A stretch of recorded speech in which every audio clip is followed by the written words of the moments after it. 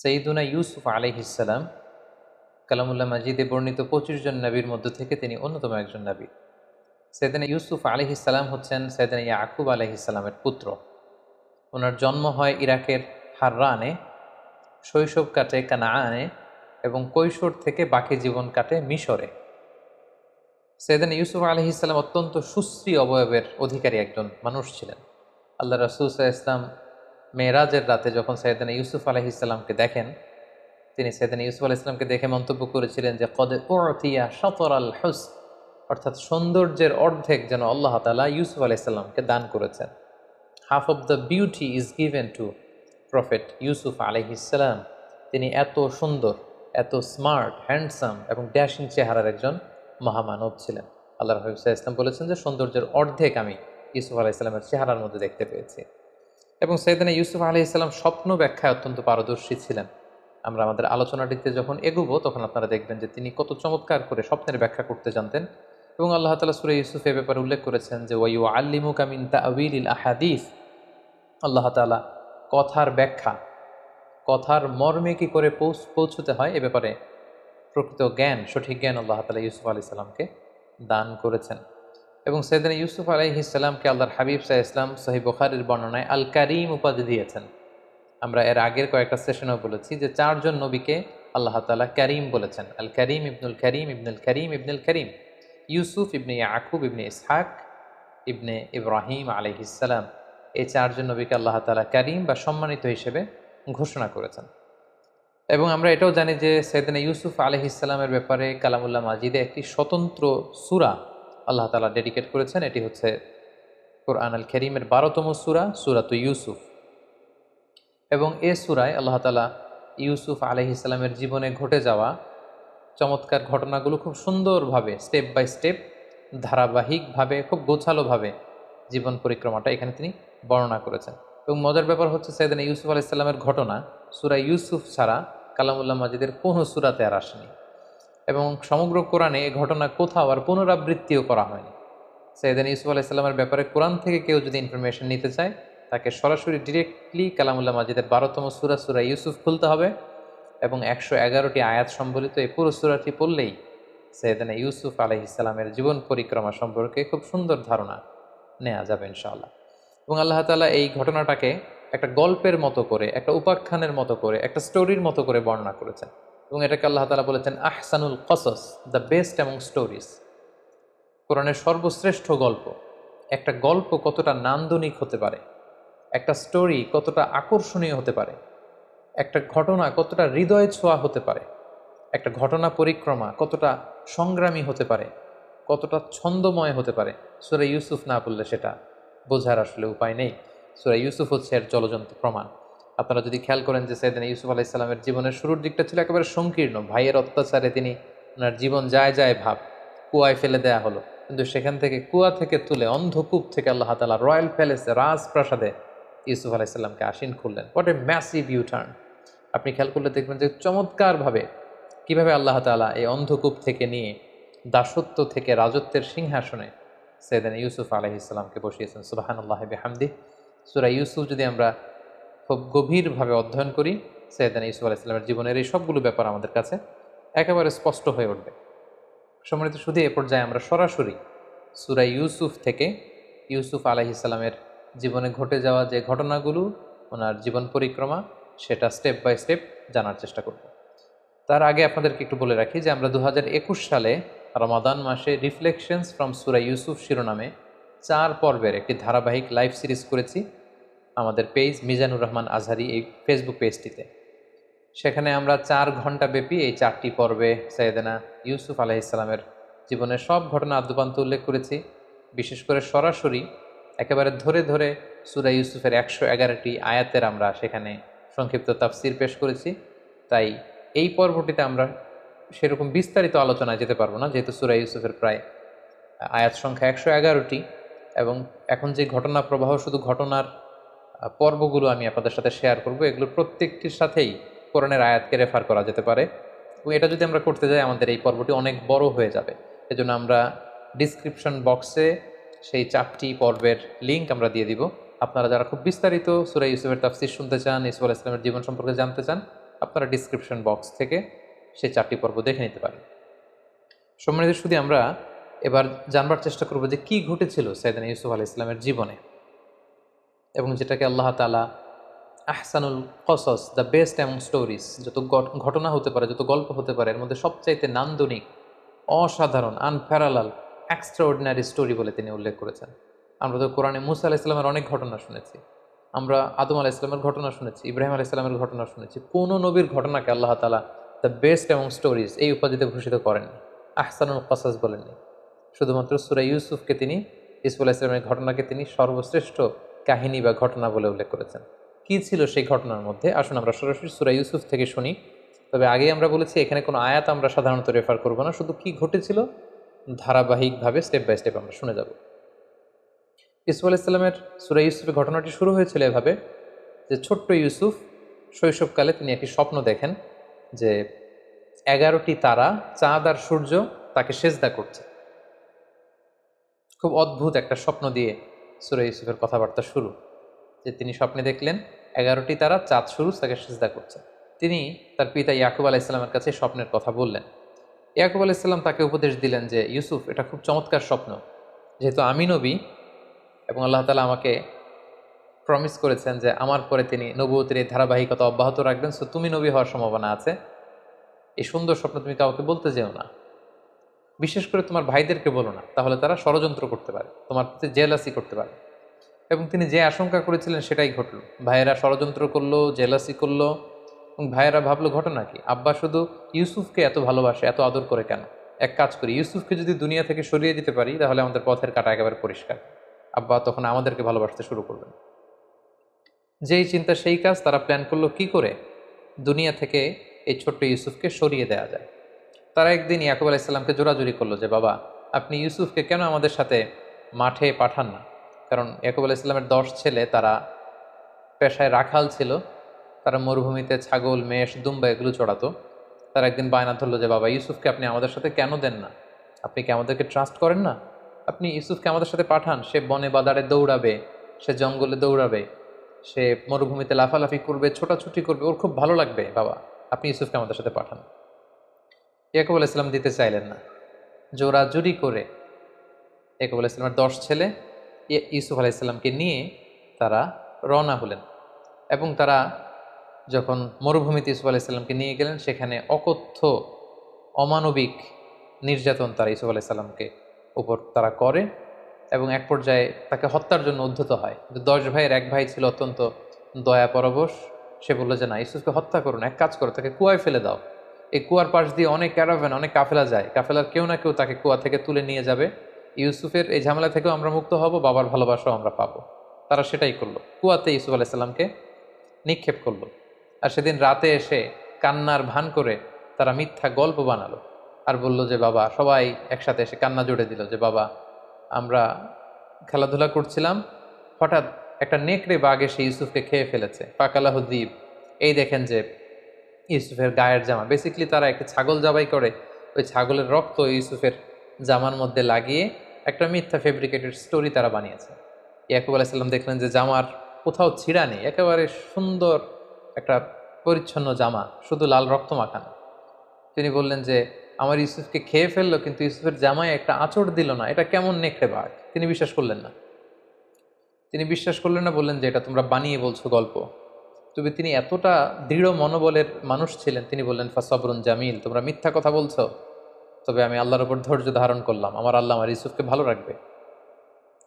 এবং ইউসুফ আলাইহিস সালামকে যখন কুয়ায় ফেলে দেওয়া হলো, সেদিন জিবরাইল আলাইহিস সালাম যে ওনাকে আশ্বস্ত করলেন যে Yusuf, Allah is with you, don't worry about it, কোনো চিন্তা নেই, টেনশন নেই, জাস্ট তুমি ধৈর্য ধারণ করো। ঠিকই তার পরের দিনে কাফেলা যাচ্ছিল, তৃষ্ণার্ত কাফেলা, পানির জন্য বালতি নামিয়ে দিল কুয়ায়। জিবরাইল আলাইহিস সালাম বললেন বালতিতে উঠে বসো। ইউসুফ আলাইহিস সালাম উঠে বসলেন, বালতি টেনে তোলা হলো। তারা তো ইয়া বুশরা হাদা গোলাম, অবাক হয়ে বলতেছে এত সুন্দর একটা ছোট্ট ছেলে আসলো কোত্থেকে এই কুয়ার মধ্যে? কাফেলার যিনি প্রধান, সে বললো যে বেশি কথা বলো না, একে কাফেলাতে লুকিয়ে ফেলো, আমরা মিশরের বাজারে, একটা বাজার আছে যেখানে দাস কেনা বেচা হয়, ওখানে এই ছেলেকে বিক্রি করলে অনেক টাকা পাওয়া যাবে, অনেক সুশ্রী, প্রিন্সের মতো চেহারা, তাকে ওখানে বেচে দিব। সেদিন ইউসুফ আলাইহিস সালামকে নিয়ে যাওয়া হলো, নিয়ে মিশরের দাস কেনা বেচা হয় এরকম একটি বাজারে বিক্রি করে দেয়া হলো। এবং কাকতালীয়ভাবে ওনাকে কিনতে আসলো মিশরের তৎকালীন গভর্নর, যাকে কোরআনে বলা হয়েছে আজিজ এ মেসর। তিনি অনেক টাকা দিয়ে ইউসুফ আলাইসাল্লামকে কিনে নিলেন, কিনে রাজপ্রাসাদে নিয়ে গেলেন। সুবহানাল্লাহ। ভাইরা ফেললো কুয়াতে, আল্লাহ তাআলা ওনাকে রাজপ্রাসাদে একটা এন্ট্রি নেয়ার ব্যবস্থা করে দিলেন। সেখানে তিনি রাজপ্রাসাদে বড় হতে লাগলেন। ওনার শৈশবটা ঠিক এভাবে সূরা ইউসুফে বর্ণিত হয়েছে। এবার যদি আমরা ওনার কৈশোর বা ইয়ুথ টাইম, যৌবনকালের দিকে আমরা যদি মুভ করি, তাহলে দেখব যে তিনি রাজপ্রাসাদে বড় হতে লাগলেন। ইজিপ্টের গভর্নর ইউসুফ আলাইসাল্লামকে নিয়ে তার স্ত্রী জুলাইখার কাছে দিয়ে বলল, এই ছেলেটাকে চলো আমরা দত্তক হিসেবে নেই, আমাদের তো আল্লাহ তো কোনো ছেলে মেয়ে দেয়নি, সেই হয়তো আমাদের ছেলের মতো থাকতে পারবে, তাকে নাও, তাকে বড় করো। এবং আল্লাহ তাআলার মেহেরবানিতে রয়্যাল প্যালেসে রাজকীয় একটা পরিবেশের মধ্যে দিয়ে ইউসুফ আলাইসাল্লাম বড় হতে লাগলেন এবং সেখানে তিনি কৈশোর পেরিয়ে যৌবনে পদার্পণ করলেন। আল্লাহ তাআলা ওই রাজপ্রাসাদে ওনাকে নবী হিসেবে অ্যাসাইন করলেন। তারপর ঘটনা একটু ভিন্ন দিকে মোড় নেয়। সাইয়েদানা ইউসুফ আলাইহিসসালাম যখন যৌবনে পদার্পণ করলেন, আমরা বলেছি যে কদ উতিয়া শাতরাল হুসন, half of the beauty is given to him. তার মতো সুন্দর তাবৎ দুনিয়ায় ওই সময় কোনো মানুষ আর দ্বিতীয়টি ছিল না। এতটা ড্যাশিং চেহারার, এতটা স্মার্ট চেহারার, এতটা সুদর্শন কোনো মানুষ পৃথিবীর কেউ কখনো দেখেনি। সো ওনার যৌবনের এই সৌন্দর্য দেখে যে জুলাইখা তাকে নিজের ছেলের মতো পালতে পেলে পেলে বড় করছিল, সে জুলাইখা নিজেই তার প্রেমে হাবুডুবু খেতে শুরু করলো। এবং এক পর্যায়ে জুলাইখা সাইয়েদানা ইউসুফ আলাইহিসসালামকে কুপ্রস্তাব দিল, প্রেমের প্রস্তাব, কুপ্রস্তাব। এবং ইউসুফ আলাইহিসসালাম এটা প্রত্যাখ্যান করলেন। তিনি বললেন, কিভাবে এটা সম্ভব? আমি আপনাকে মায়ের চোখে দেখি, মায়ের মতো দেখি, আপনি আমাকে মায়ের আদরে বড় করেছেন, এখন কিভাবে আপনার স্বামী থাকা অবস্থায় আপনি পাপের প্রস্তাব আমাকে করতে পারছেন? ইউসুফ আলাইহিসসালাম প্রত্যাখ্যান করলেন। জুলাইখার ডাকে তিনি সাড়া দিলেন না। কিন্তু জুলাইখা নাছুর বান্দা, যে কোনো মূল্যেই তিনি তার ডিজায়ারকে ইউসুফের মাধ্যমে ফুলফিল করতে চান। আমি খুব, to make the long story very short, খুব সংক্ষেপে আমি বলছি যে একদিন গভীর রাতে জুলাইখা ইউসুফ আলাইসাল্লামকে একটা খাওয়াস, একটা স্পেশাল চেম্বারে ডেকে পাঠালেন এবং যাকে দিয়ে ডাকিয়ে আনলেন তাকে বললেন যে এই চেম্বারে ঢুকতে 7টা দরজা পেরোতে হয়, প্রত্যেকটা দরজায় বড় বড় তালা লাগিয়ে দিবে যাতে করে ইউসুফ বেরোতে না পারে। ইউসুফ আলাইসাল্লাম সেখানে ঢুকলেন, 7টা দরজায় তালা লাগিয়ে দেওয়া হলো। এবার জুলাইখা আবারও প্রেম নিবেদন করলো। ইউসুফ আলাইসাল্লাম প্রত্যাখ্যান করলেন, নানাভাবে ফুসলাতে লাগলো। সেদিন ইউসুফ আলাইসাল্লাম প্রত্যাখ্যান করলেন। তারপরে জোরাজুরি যখন শুরু করলো জুলাইখা, তখন আল্লাহ তাআলার আদেশে জিবরাইল আলাইহিস সালাম বললেন যে, হে ইউসুফ, তুমি যদি ঈমান বাঁচাতে চাও তাহলে দৌড়াও। ইউসুফ আলাইহিস সালাম দেখলেন যে তালা লাগানো। তিনি কাল বিলম্ব না করে আল্লাহর নামে দৌড়াতে শুরু করলেন। কিন্তু খুব অবাকভাবে তিনি যখন দরজার সামনে আসলেন, মুহূর্তের মধ্যে দরজার তালা খুলে যেতে লাগলো। 1, 2, 3, 4, 5, 6 এভাবে 60টি দরজার বড় বড় তালা খুলে গেল এবং পেছন থেকে জুলাইখাও ইউসুফ আলাইহিস সালামকে ধরবার জন্য দৌড়াতে লাগলো। সাইয়েদানা ইউসুফ আলাইহিস সালাম দৌড়াচ্ছেন বাঁচার জন্য, জুলাইখা দৌড়াচ্ছে ইউসুফ আলাইহিস সালামকে পাওয়ার জন্য। দৌড়াতে দৌড়াতে 7ম দরজার কাছে যখন জুলাইখা চলে আসলো, ইউসুফ চলে আসলো, জুলাইখা ইউসুফ আলাইহিস সালামের জামার পেছনে ধরে টান মারলো। সেই টানের চোটে সাইয়েদানা ইউসুফ আলাইহিস সালামের জামার পেছনের কিছু অংশ ছিঁড়ে গেল। ইন দ্য মিন টাইম 7ম দরজারও তালা খুলে গেল। হঠাৎ তারা দুজন দেখতে পেল যে আজিজ মেসের দাঁড়িয়ে আছেন, অর্থাৎ জুলাইখার স্বামী। কি এক অদ্ভুত বিব্রতকর পরিস্থিতি। আইজি মেসের দেখলেন যে ইউসুফ আলাইহিস সালাম হাঁপাচ্ছেন, জুলাইখা হাঁপাচ্ছে, তার পোশাক আশাকের অবস্থা খুব একটা সুন্দর না। তখন তিনি বললেন, আসলে তোমাদের মাঝে কি ঘটেছে এই মাঝরাতে? আমাকে সত্য কথা কেউ বলো, কেউ না কেউ মুখ খোলো, বলো আমাকে কি ঘটেছে এবং সত্য কথা বলো। তখন জুলাইখা আগ বাড়িয়ে সামনে যে একটা মিথ্যা গল্প সাজালো। সে বলতে আরম্ভ করলো যে নিজের ছেলের মতো করে যাকে বড় করেছে সে আজ গভীর রাতে আমার রুমে হানা দিয়েছে আমার শ্লীলতা হানির জন্য, আমার ইজ্জত নষ্ট করবার জন্য, আমার শ্লীলতা হানির জন্য সে আমার ঘরে জোর করে হানা দিয়েছে, তার বিচার করুন।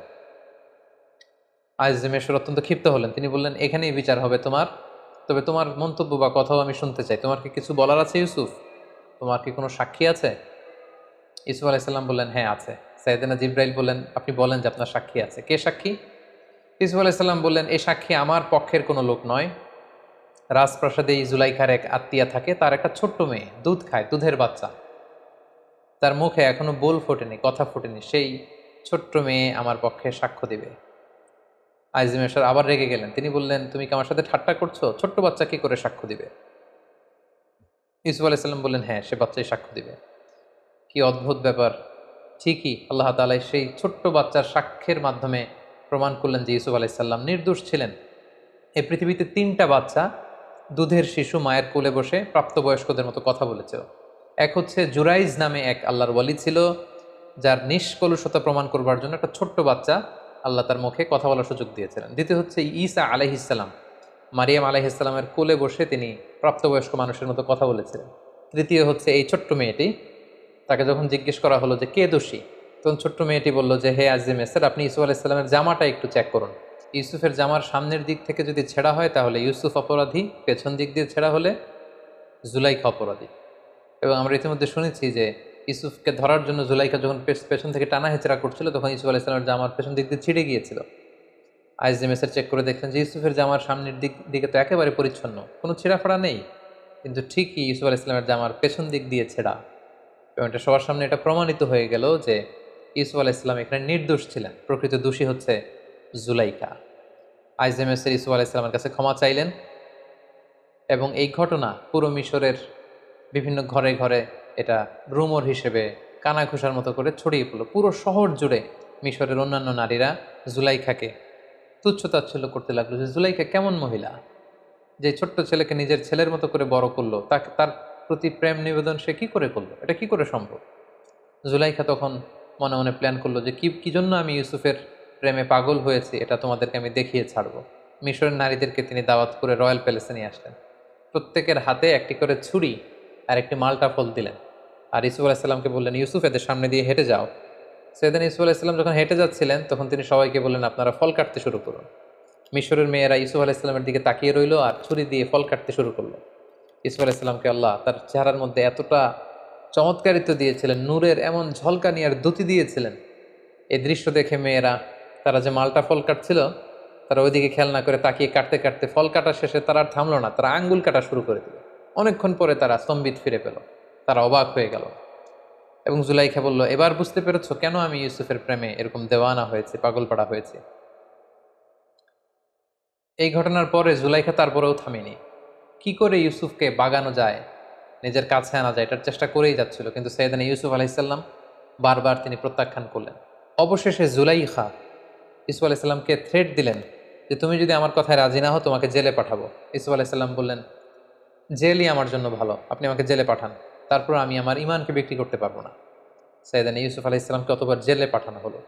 রাজপ্রাসাদ থেকে এবার আরেকটা ইউটার্ন নিয়ে আল্লাহ তাআলা একটা বিশেষ গ্রুমিং সেশন পালন করবার জন্য, একটা ট্রেনিং সেশন পিরিয়ডকে পার করবার জন্য আল্লাহ তাআলা আল্লাহ প্রিয় নবী ইউসুফ আলাইহিসসালামকে এবার মিশরের জেলখানায় পাঠালেন। তিনি যখন জেলে ঢুকলেন, ওনার সাথে আরও দুজন প্রিজনার কয়েদি ঢুকলো। তারা সেখানে রাতে স্বপ্ন দেখলো। একজন স্বপ্ন দেখলো যে তিনি আঙ্গুর নিংড়িয়ে রস বানিয়ে মদ রাজাকে খাওয়াচ্ছেন, আঙ্গুর নিংড়িয়ে মদ বানাচ্ছেন। আরেকজন স্বপ্নে দেখলো যে মাথার মধ্যে করে তিনি রুটির বোঝা নিয়ে যাচ্ছেন আর পাখি এসে ঠুকরে ঠুকরে রুটি খাচ্ছে। এবং সকালবেলা তারা দুজন সবার কাছে বললো যে আমরা ভয়ঙ্কর স্বপ্ন দেখেছি। কি স্বপ্ন? এরকম এরকম স্বপ্ন। ইউসুফ আলাইহিসসালাম বললেন যে আমি তোমাদের স্বপ্নের ব্যাখ্যা করে দিতে পারবো, তোমরা কি বিশ্বাস করবে? তারা বললেন হ্যাঁ বিশ্বাস করবে।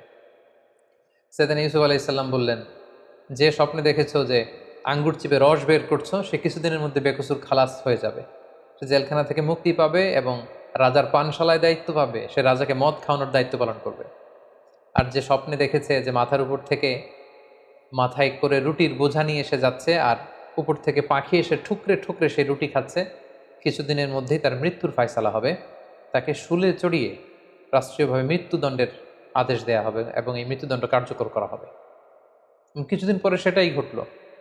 যে স্বপ্নে দেখেছিল যে আঙ্গুর থেকে রস বের করছে, তাকে জেলখানা থেকে মুক্তি দেয়া হলো এবং রাজার পানশালায় দায়িত্ব পেল, সে রাজাকে মদ খাওয়াতে শুরু করলো। আর যে স্বপ্নে দেখেছিল মাথার রুটির ঝুড়ি থেকে পাখি এসে ঠুকরে ঠুকরে খাচ্ছে, তার মৃত্যুদণ্ডের আদেশ আসলো এবং তাকে শুলে চড়িয়ে মৃত্যুদণ্ড দেয়া হলো। ইউসুফ আলাইহিসসালামের স্বপ্নের ব্যাখ্যার এই পুঙ্খানুপুঙ্খতা দেখে জেলখানার সবাই ইউসুফ আলাইহিসসালামের বড্ড ভক্ত হয়ে গেলেন। সবাই এখন ইউসুফ আলাইহিসসালাম ছাড়া কিছুই বোঝেন না।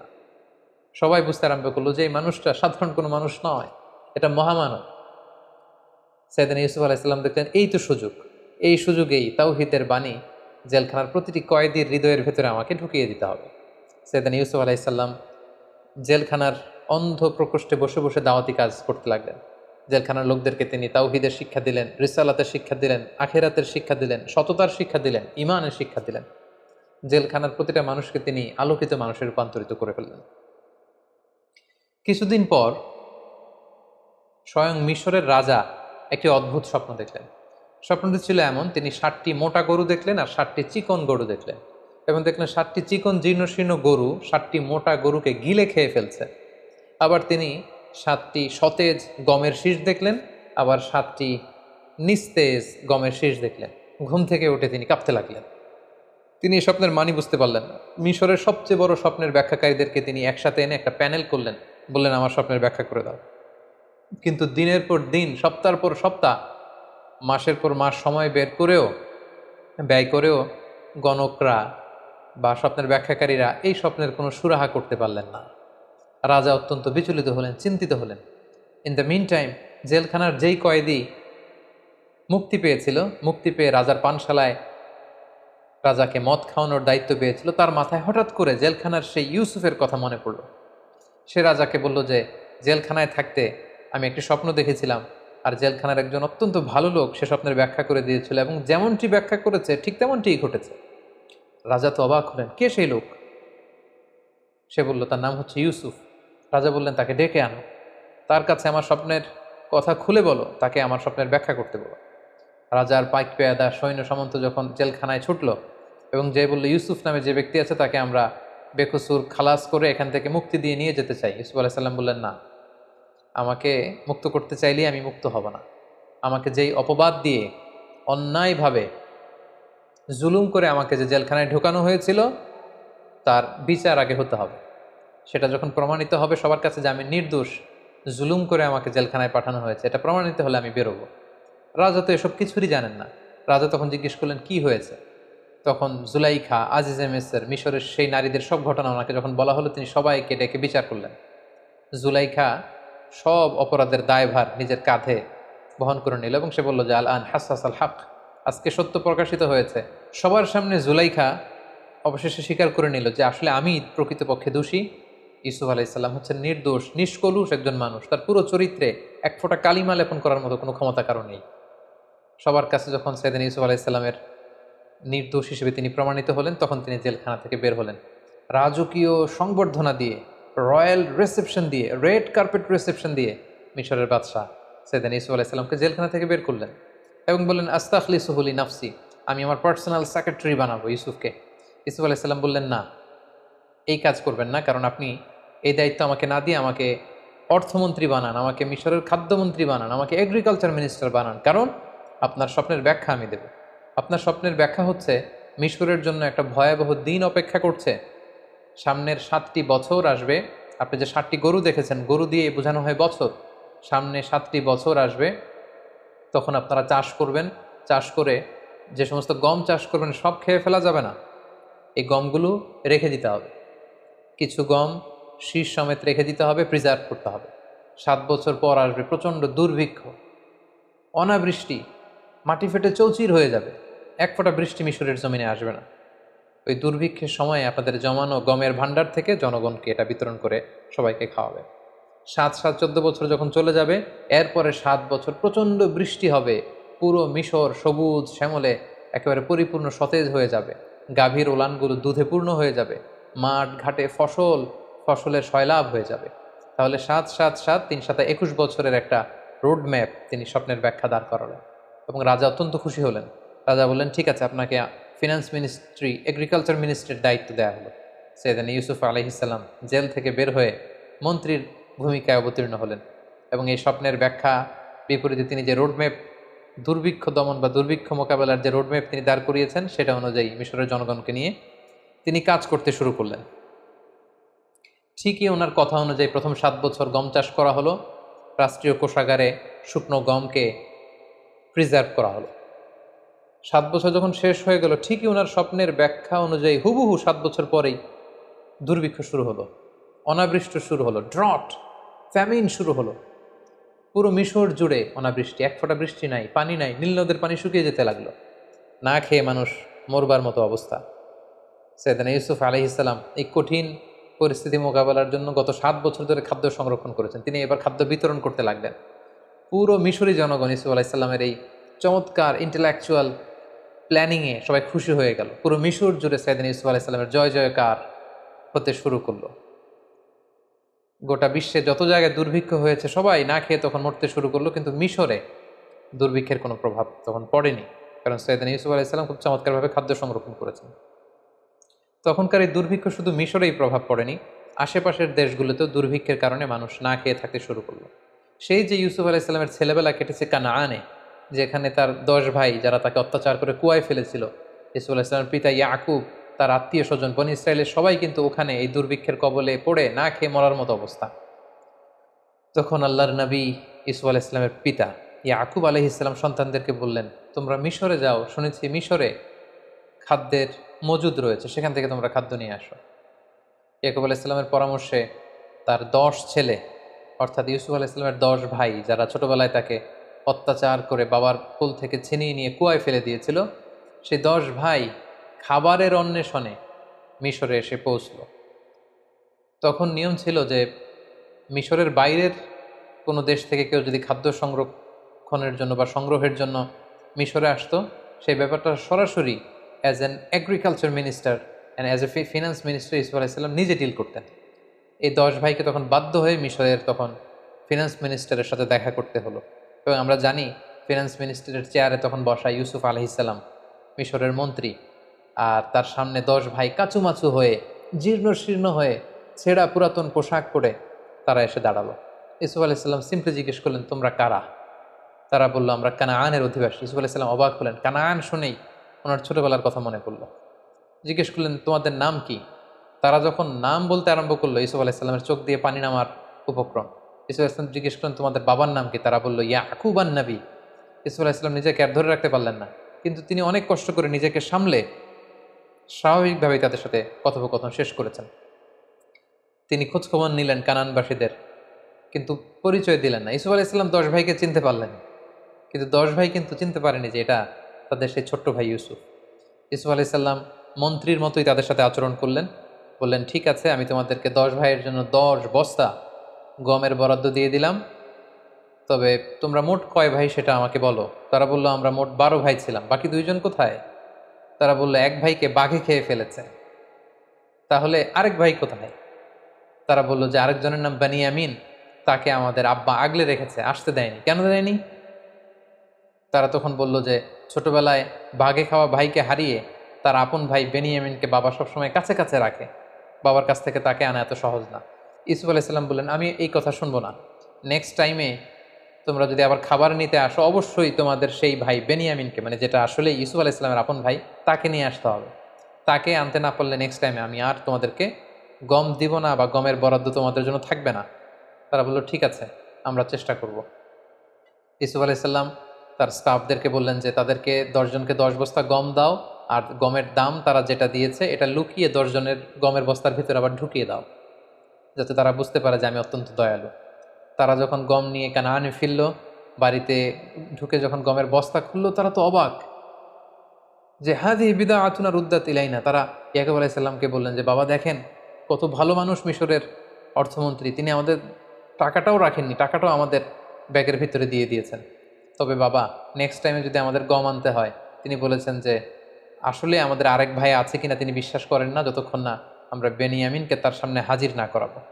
ইয়াকুব আলাইহিস সালাম বললেন, ছোটবেলায় যেভাবে আমি বিশ্বাস করে ইউসুফকে তোমাদের হাতে দিয়ে ইউসুফকে হারিয়েছি, তোমরা কি চাচ্ছ আবারও আমি বেনিয়ামিনকে দিয়ে বেনিয়ামিনকে এভাবে হারাতে? কখনোই না। কিন্তু ছেলেরা জোরাজোরি করতে লাগলো। ইয়াকুব আলাইহিস সালামও আর বেনিয়ামিনকেও তিনি ধরে রাখতে পারলেন না। 1 বছর পরে তাদের এই গমগুলো যখন শেষ হয়ে গেল, তারা বেনিয়ামিনকে নিয়ে মিশরে রওনা হলেন। ইউসুফ আলাইহিস সালামের সাথে সাক্ষাৎ করলেন। ইউসুফ আলাইহিস সালাম বললেন, তাহলে এটাই তোমাদের ভাই বেনিয়ামিন? তারা বলল, হ্যাঁ। তিনি বললেন, ঠিক আছে, তাহলে তো তোমরা সত্যবাদী, তোমাদেরকে আবারও অনেকগুলো বস্তা করে আমি গম দিয়ে পাঠিয়ে দেব। তিনি গমের বস্তা দিয়ে দিলেন। এবার তিনি বুদ্ধি করে একটা ট্রিক করে বেনিয়ামিনকে যাতে নিজের কাছে রেখে দিতে পারেন, তিনি একটি কাজ করলেন। উনি একটি স্বর্ণের পানপাত্র ব্যবহার করতেন, যেটা দিয়ে তিনি পানি খেতেন, বা মিশরের রাজা পানি খেত। তিনি বুদ্ধি করে এই পানপাত্রটা বেনিয়ামিনের গমের বস্তার ভিতরে ঢুকিয়ে দিলেন, এবং তারা যখন ফিরে চলে যেতে লাগলো গমের বস্তা নিয়ে, তিনি সৈন্যদেরকে পাঠালেন, মিশরীয় সৈন্য। তারা সবাইকে ডাক দিল, আইয়াতুহাল আইর ইন্নাকুম লাসারিকুন, মানে ওহে কাফেলার লোকেরা, দাঁড়াও, তোমরা চোর। ইউসুফ আলাইহিস সালামের 11 ভাই দাঁড়ালেন, বেনিয়ামিন সহ। তারা বললেন, কি বলছো? আমরা এখানে এসেছি গম নেবার জন্য, আমরা তো চুরি করতে আসিনি। তোমরা কি হারিয়েছো বলো? তারা বললো, আমাদের রাজার পানপাত্র হারিয়েছি। তারা বললো, আমরা তোমাদের পানপাত্র নিয়ে কি করবো? আমরা দুর্ভিক্ষে মরে যাবার উপক্রম। সৈন্যবাহিনীর লোকেরা বলল, যদি তোমাদের কারোর গমের বস্তার ভেতরে আমাদের রাজার পানি খাওয়ার পাত্র পাওয়া যায় তখন কি শাস্তি হবে বলো। তারা বলল, যার গমের বস্তার ভেতরে সেই পানপাত্র পাবে তাকে তোমরা রেখে দিও, কারণ আমাদের এলাকায় চোরদেরকে আমরা এই শাস্তি দেই। কেউ যদি কারো জিনিস চুরি করে তাহলে যার জিনিস চুরি করা হলো সেই চোর তার দাস হয়ে যায়। তো আমাদের কারো গমের বস্তার ভেতরে যদি সেটা পাওয়া যায় সে তোমাদের দাস, তাকে রেখে দিও। এবার সৈনিকদের মধ্যে থেকে একজন প্রত্যেকের গমের বস্তার থেকে গম বের করে খুঁজতে লাগলো, সার্চ করতে লাগলো। সার্চ করতে করতে কারো গমের বস্তার ভেতরে যখন পায় না, সর্বশেষে যখন বানিয়ামিনের বস্তা চেক করা হলো, দেখা হলো যে এখানে বানিয়ামিনের গমের বস্তার ভেতরে সেই পানপাত্র পাওয়া গেল। বাকি 10 ভাই তো লাজবাব, তারা তো অবাক। তারা বললো, হে বেনিয়ামিন, তুমি কি করলে এটা? তুমি এখানে এসে চুরি করবে আমরা কল্পনাও করতে পারিনি। তারা একটা মিথ্যা কথা বললো। তারা বললো, তোমার ভাইও ছিল চোর, তুমিও একটা চোর। নাউযুবিল্লাহি মিন যালিক। আসলে কথাটা একেবারেই মিথ্যা। তখন সাইয়েদনা ইউসুফ আলাইহিস সালাম ওই জায়গায় এসে উপস্থিত হলেন। তিনি বললেন যে, তোমরা বলেছ চোরকে আমরা সাথে করে নিয়ে যাব, বেনিয়ামিনের বস্তায় যেহেতু পাওয়া গিয়েছে তাকে আমি নিয়ে গেলাম। তারা বলল, হে মিশরের অর্থমন্ত্রী, হে মেহেরবান, আপনি তো অত্যন্ত দয়ালু। এই ভাইকে যদি আমরা আমাদের বাবার কাছে ফিরিয়ে দিতে না পারি, আমাদের বাবা হয়তো মারাই যাবেন। আপনি যদি মেহেরবানি করে তার বদলে আমাদের 10 ভাইয়ের যে কোনো একজনকে রেখে দেন তার জায়গায়, আমরা অত্যন্ত কৃতজ্ঞ হব। ইউসুফ আলাইহিস সালাম বললেন, নাউযুবিল্লাহ, এটা আমার পক্ষে সম্ভব না। কারণ যে চুরি করেছে শাস্তি আমি তাকে না দিয়ে যদি অন্য কাউকে দেই তাহলে মিশরের সবাই আমাকে জালিম ডাকবে। আমি একজন ন্যায়পরায়ণ বাদশাহ, এখানে আমার সুনাম রয়েছে, এটা আমি পারবো না। তিনি ট্রিক করে তার আপন ভাই বেনিয়ামিনকে নিজের কাছে রেখে দিলেন। সুবহানাল্লাহি বিহামদি। অনেক বছর পর ভাইয়ের সাথে তিনি মোলাকাত করলেন, কোলাকুলি করলেন, এবং তিনি যখন বেনিয়ামিনকে নিজের পরিচয় দিলেন, বেনিয়ামিনও নিজের চক্ষুকে বিশ্বাস করতে পারল না যে মিশরের অর্থমন্ত্রী আমার সে হারিয়ে যাওয়া বাঘে খাওয়া ভাই ইউসুফ। সুবহানাল্লাহি বিহামদি। অতঃপর ইয়াকুব আলাইহিস সালামের 10 ছেলে ব্যর্থ হয়ে কানানে ফিরে এসে বাবার কাছে সব খুলে বলল। ইয়াকুব আলাইহিস সালাম বিশ্বাস করতে পারলেন না। তিনি বললেন, আমার ছেলে বেনিয়ামিন চুরি করতেই পারে না। 10 ছেলে বলল, বাবা, আমরা যদি মিথ্যা বলে থাকি, কাফেলাতে আমাদের সাথে অনেক লোক ছিল, আপনি তাদেরকে জিজ্ঞেস করুন। তারা আমাদের সামনে দাঁড়িয়ে দাঁড়িয়ে দৃশ্য দেখেছে যে বেনিয়ামিনের ব্যাগ থেকেই সেই পানপাত্র পাওয়া গিয়েছে। ইয়াকুব আলাইহিস সালাম এবার আরও মর্মাহত হলেন, আরও দুঃখিত হলেন। তিনি ভেঙে পড়লেন একেবারে মানসিকভাবে। এতদিন ইউসুফকে হারানোর কষ্ট, এবার ইউসুফের ভাই বেনিয়ামিনকে হারানোর কষ্ট। কাঁদতে কাঁদতে উনি অন্ধ হয়ে গেলেন। তারপর আশা হারালেন না। বললেন, বাবারা, তোমরা আবার মিশরে যাও, আবার সেই অর্থমন্ত্রীকে অনুরোধ করো। আমার মন বলছে যে তোমরা ইউসুফ এবং বেনিয়ামিন দুজনকেই খুঁজে পাবে। 10 ভাই এবার আবার অর্থমন্ত্রীর কাছে যে ইয়াকুব আলাইহিস সালামের পক্ষ থেকে একটা চিঠি দিল যে, হে অর্থমন্ত্রী, আপনি পড়ে দেখুন আমার বাবা কি লিখেছে, আমাদের বাবা।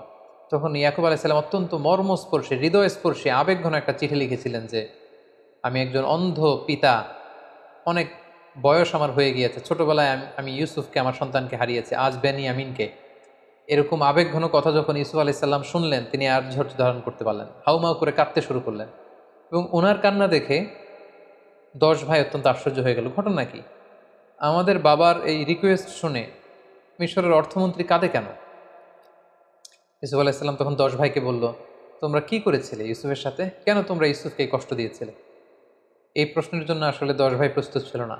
তার অবাক হয়ে গেল যে ইউসুফের সাথে কি ঘটেছিল, কি করেছিলাম, এটা উনি জানবে কি করে? অতঃপর ইউসুফ আলাইহিস সালাম তাদের সামনে সত্যকে প্রকাশ করে দিলেন। তিনি বললেন, আনা ইউসুফ ওয়া হাদা আখি, আমি হচ্ছি সেই ইউসুফ যাকে তোমরা অত্যাচার করে, মারপিট করে দুনিয়া থেকে বিদায় করবার উদ্দেশ্যে কুয়ার মধ্যে ফেলে দিয়েছিল। আমি সেই ইউসুফ।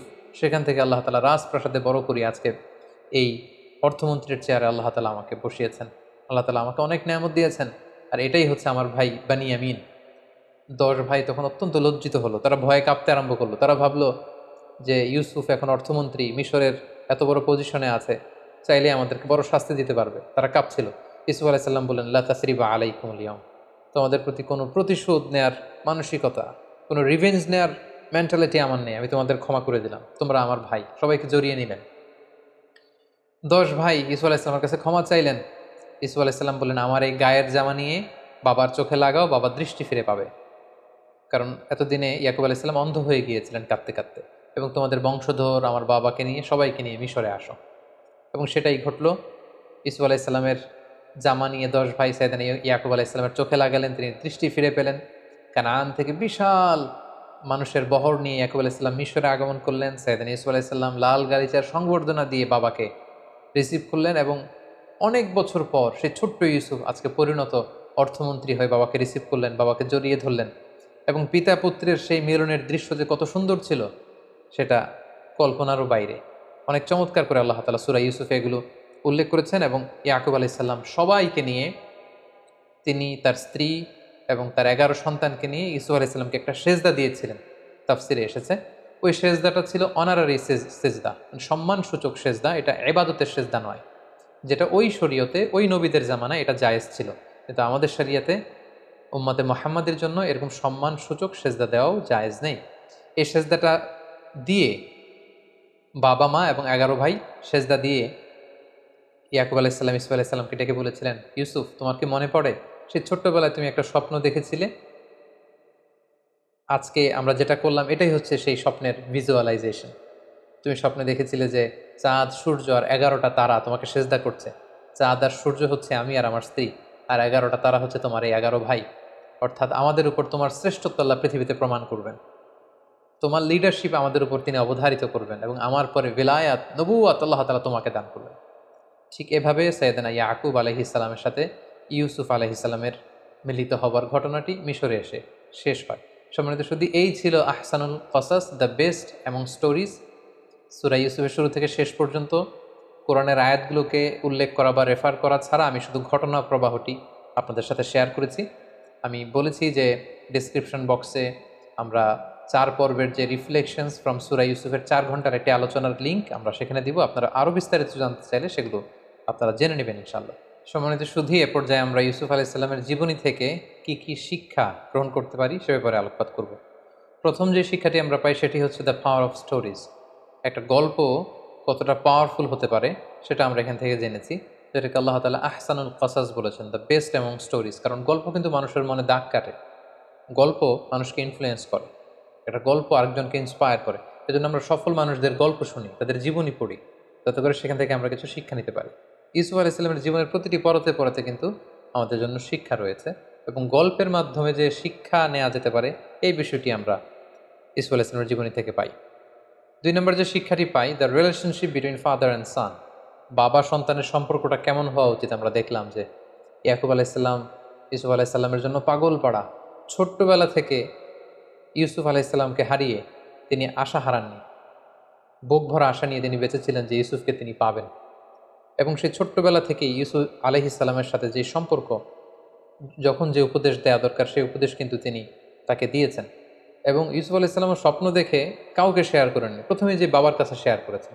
আমাদের বর্তমান সমাজে বাবা ছেলেদের সম্পর্কের অনেক গ্যাপ আমরা দেখতে পাই। ছেলে বাবাকে ওই রকম ট্রাস্ট করে না, বিপদে পড়ে সে অন্যদের সাথে শেয়ার করে, বাবার সাথে শেয়ার করে না। কিন্তু এই শিক্ষাটি কিন্তু আমরা এখান থেকে পাই। ছোট্ট ইউসুফ আগে বাবাকে বলেছিলেন এবং ইয়াকুব আলাইহিস সালামও কাঁদতে কাঁদতে, ইউসুফ আলাইহিস সালামের জন্য কাঁদতে কাঁদতে শেষ বয়সে অন্ধ হয়ে গিয়েছিলেন। তাহলে বাবা ছেলের সম্পর্ক কেমন হওয়া উচিত এই শিক্ষাটা কিন্তু আমরা এখান থেকে পাই। 3 নম্বর যে শিক্ষাটা আমরা পাই সেটা হচ্ছে জেলাসি একটা জীবনকে ধ্বংস করে দেয়। এবং আপনি যদি নেয়ামত প্রাপ্ত হন, বিশেষ কোনো মার্সি ব্লেসিংস আল্লাহর পক্ষ থেকে আপনার জীবনে থাকে, আপনি যদি জীবনে সফল হন আর আপনাকে কেউ জেলাসি করবে না, ইটস ইম্পসিবল, এটা অসম্ভব, এটা থাকবেই। কারণ আর নেয়ামাতু মাহসুদা, আল্লাহর কোনো নেয়ামত যদি আপনি পান, আপনার সমসাময়িক লোকেরা আপনার সাথে জেলাসি করবে। এজন্য সব ভালো কথা সবার সাথে সবসময় শেয়ার করতে নেই। আপনার যে কোনো ধরনের সাকসেস, আপনার কোনো ভালো বিষয় সবসময় সবার সাথে শেয়ার করতে নেই। কারণ সবাই আপনার ভালো দেখে খুশি হয় না, অনেকে অত্যন্ত বেজার হয়, অনেকে মনে মনে কষ্ট পায়, তারা হিংসার আগুনে জ্বলে পুড়ে মরে। এজন্য এই হিংসা থেকে আমাদেরকে বেঁচে থাকতে হবে। হিংসা একটি সুন্দর সম্পর্কের মধ্যে ভাঙন সৃষ্টি করতে পারে, একটি পরিবারের মধ্যে বিশৃঙ্খল একটা পরিবেশ তৈরি করতে পারে। এজন্য আল্লাহ তাআলা আমাদেরকে শিখিয়েছেন আমরা যেন এই হিংসা থেকে, হিংসাকারীদের থেকে আল্লাহ তাআলার কাছে যেন পানাহা চাই। সূরা ফালাকে কিন্তু আমরা সবসময় পড়ি যে অমিন শাররি হাসিদিন ইদা হাসাদ, হে আল্লাহ আমরা হিংসুকের হিংসা থেকে তোমার কাছে পানাহা চাই যখন সে হিংসা করে। সো এই হিংসা থেকে আমাদেরকে বেঁচে থাকবার চেষ্টা করতে হবে। 4 নম্বর যে ব্যাপারটি আমরা জানতে পারি যে এই সূরা ইউসুফ এবং ইউসুফ আলাইহিস সালামের জীবনীতে কয়েকটি স্বপ্নের কথা আমরা শুনেছি। স্বপ্নের ব্যাপারে বলবো যে স্বপ্ন অর্থবহ হওয়ার জন্য যিনি স্বপ্ন দেখেছেন তিনি মুমিন বা বিশ্বাসী হতে হবে, এটা নট নেসেসারি। অবিশ্বাসী কাফিরের স্বপ্ন সত্য হতে পারে। কারণ ইউসুফ আলাইহিসসালামের সাথে জেলখানায় যে দুজন কয়েদি ঢুকেছিল তারা কিন্তু মুশরিক ছিল, কিন্তু তাদের স্বপ্ন কিন্তু অর্থবহ হয়েছিল। পাশাপাশি রাজা যে স্বপ্ন দেখেছিল, রাজাও কিন্তু তখন মুশরিক ছিল, পরবর্তীতে ইউসুফ আলাইহিসসালামের প্রতি ঈমান এনে মুমিন হয়েছে। তো মুশরিক থাকা অবস্থায় রাজা যে স্বপ্ন দেখেছিলেন এটাও কিন্তু অর্থবহ একটি স্বপ্ন। তার মানে শুধু বিশ্বাসীদের স্বপ্নই যে সত্য হবে তা নয়, মাঝে মাঝে কাফির মুশরিকদের স্বপ্নও সত্য হতে পারে। 5 নাম্বার যে শিক্ষাটি আমরা পাই সেটি হচ্ছে সর্বাবস্থায় আল্লাহ তাআলার আনুগত্যকে প্রাধান্য দিতে হবে এবং এটাকে জীবনের চূড়ান্ত গোল বা ফোকাস হিসেবে নির্ধারণ করতে হবে। আমরা ইউসুফ আলাইহিস সালামের দিকে যদি খেয়াল করি, জুলাইখার টেম্পটেশন ওনাকে নড়াতে পারেনি, মিশরের সুন্দরী নারীদের ওয়াসওয়াসা ওনাকে নড়াতে পারেনি। ওনার যে ফোকাস, এই ফোকাস থেকে তিনি লক্ষ্যচ্যুত হননি। সবসময় আল্লাহ তাআলার আনুগত্যকে তিনি প্রাধান্য দিয়েছেন। 6 নম্বর যে ব্যাপারটি আমরা ইউসুফ আলাইহিস সালামের জীবনী থেকে শিখতে পারি সেটা হচ্ছে মেনটেনিং দ্য গুড ক্যারেক্টার। কারণ চরিত্র হচ্ছে মানুষের জীবনের সবচাইতে দামি সম্পদ। Never compromise your ethics or your moral standard. আপনি যদি আপনার মোরালিটি, আপনার এথিক্স যদি আপনি কম্প্রোমাইজ করেন তাহলে সব শেষ। আমরা দেখব যে ইউসুফ আলাইহিস সালাম ওনার চরিত্রকে নষ্ট হতে তিনি দেননি। কারণ আমরা জানি যে when character is lost everything is lost. আপনার টাকা যদি চলে যায় তেমন কিছু নষ্ট হয় না, স্বাস্থ্যহানি ঘটলে কিছুটা আপনি লুজার হন, কিন্তু আপনার চরিত্র যখন শেষ হয়ে যায় আপনি সব হারাবেন। সো আমরা যেন আমাদের চরিত্রকে সবসময় নিষ্কলুষ রাখতে পারি, এই চেষ্টাটুকুন বিশেষ করে যুবকদের করতে হবে। 7 নাম্বার যে শিক্ষাটুকুন পাই সেটা হচ্ছে দাওয়া could be done any place in the world, even in the jail. একজন দাঈ ইলাল্লাহ, তার কোনো বিশেষ স্পেশাল প্লেস লাগে না, যে কোনো জায়গায় তিনি দাওয়া দিতে পারেন। রাস্তায় স্ট্রিট দাওয়া, ঘরে ফ্যামিলি দাওয়া, মসজিদে মস্ক দাওয়া, জেলখানার ভিতরেও তিনি দাওয়া কাজ করতে পারেন, যেটা আমরা দেখেছি ইউসুফ আলাইহিস সালামের জীবনীতে। একজন দাঈর জন্য দাওয়াতি কাজের ক্ষেত্রে সারা দুনিয়া খোলা। If one door is close, other doors are open. একটা দরজা যদি বন্ধ হয়ে যায় আরও অনেক দরজা খোলা রয়েছে। আব্দুল্লাহ ওয়াসিআ, আরও অনেক সুযোগ রয়েছে, আরও অনেক প্ল্যাটফর্ম রয়েছে কোরআনের কথাকে ছড়িয়ে দেওয়ার। সো দাওয়া কাজ সব জায়গায় চলতে পারে। 8 নম্বরে আমরা যেটা জানলাম, নিজের যোগ্যতা অনুযায়ী জায়গা করে নিতে হবে। আপনি যদি কোনো একটা সেক্টরে আপনি এক্সপার্ট হয়ে থাকেন, সেখানে আপনি কাজ না করে অন্য সেক্টরের কাজ করলে আপনি খুব বেশি কন্ট্রিবিউট করতে পারবেন না। যেটা আমরা ইউসুফ আলাইহিস সালামের এই ঘটনা থেকে দেখি যে রাজা যখন তাকে বের করে এনে পার্সোনাল সেক্রেটারি বানাতে চাইল, তিনি বললেন না, it's not my place. Secretary হয়ে আমি তেমন কিছু করতে পারবো না, আপনি আমাকে এই যে আলনি আলা খাজা ইনিল আর্থ, আপনি জমি জমা দেখাশোনা, এগ্রিকালচার মিনিস্ট্রির দায়িত্ব আমাকে দেন, ফিনান্স মিনিস্ট্রির দায়িত্ব আমাকে দেন, তাহলে আসন্ন যে দুর্ভিক্ষ সেটাকে আমি কন্ট্রোল করতে পারবো। সো মাঝে মাঝে নিজের ঢোল নিজেকে পেটাতে হয়, কোন জায়গায় গেলে আপনি ভালো করতে পারবেন এটা অনেক সময় জানান দিতে হয়, যেটা ইউসুফ আলাইহিস সালাম করেছিলেন। ফলে মেধা ও যোগ্যতার মূল্যায়ন করে মেরিটোক্রেসির প্র্যাকটিস যদি আমরা করতে পারি, নিঃসন্দেহে তাকে দিয়ে অনেক কাজ করানো যাবে। 9 নম্বর যে শিক্ষাটা আমরা পাই সেটা হচ্ছে রিসোর্স ম্যানেজমেন্ট এবং মাস্টার প্ল্যানিং। আমরা দেখেছি যে সামান্য কিছু সম্পদ, এগুলো সুষম বন্টন, পরিকল্পনা এবং তার বাস্তবায়নের মধ্য দিয়ে অনেক বড় ধরনের ডিজাস্টার বা দুর্যোগকে কিন্তু মোকাবেলা করা যায়। মিশরে নতুন কিছু করা হয়েছে এমনটা না, সেই দুর্যোগ মোকাবেলার জন্য কেবলমাত্র একটা রিসোর্স ম্যানেজমেন্ট ইউসুফ আলাইহিস সালাম গড়ে তুলেছিলেন। একটা মাস্টার প্ল্যান তার ছিল, কিভাবে প্রথম 7 বছর তিনি খাদ্য গুদামজাত করবেন, পরের 7 বছর কিভাবে জনগণের মধ্যে বিতরণ করবেন, কিভাবে সুষম বন্টন করে তিনি সবার মাঝে খাদ্যের যোগান তিনি পৌঁছে দিবেন, এই প্ল্যানটা তিনি করেছিলেন। এবং এই বিষয়টা গভর্নমেন্ট রিসোর্সের ক্ষেত্রে যদি হয় সেটা আরও গুরুত্বপূর্ণ।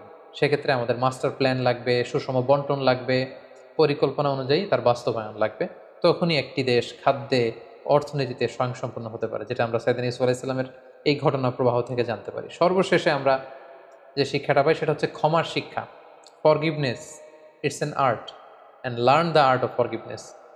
ক্ষমা করতে জানা, ক্ষমা করে দেওয়া, এটা একটা শিল্প। এটাকে শিখুন, এটাকে রপ্ত করার চেষ্টা করুন।